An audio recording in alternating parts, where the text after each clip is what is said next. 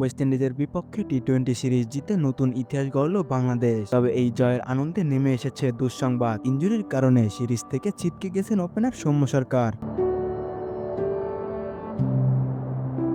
কিংস্টাউনে দ্বিতীয় টি-20 ম্যাচে দুর্দান্ত খেলেছে বাংলাদেশ। ২৭ রানের ব্যবধানে ক্যারিবীয়দের হারিয়ে এক ম্যাচ হাতে রেখেই সিরিজ জয় নিশ্চিত করেছে টাইগাররা। তবে এমন বড় জয়ের দিনেই হতাশার খবর নেমে এসেছে সৌম্য সরকারের ইনজুরি। ফিল্ডিং করার সময় ডান হাতের তর্জনী আঙুলে আঘাত পান তিনি। এই চোটের কারণে বাকি সিরিজে তার খেলা আর সম্ভব নয়।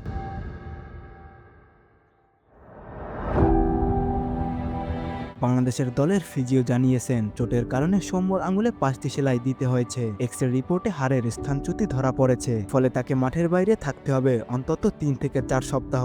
এর ফলে বিপিএল এর শুরুর দিকেও মাঠে নামা হবে না তার। বাংলাদেশ দলে সৌম্য সরকারের অনুপস্থিতি নিশ্চিতভাবেই বড় ধাক্কা। তবে ভক্তরা আশা করছেন শীঘ্রই সেরে উঠে মাঠে ফিরবেন এই ওপেনার। সিরিজের শেষ ম্যাচটি হবে 20 ডিসেম্বর। টাইগাররা কি পারবে ক্যারিবীয়দের হোয়াইট ওয়াশ করতে?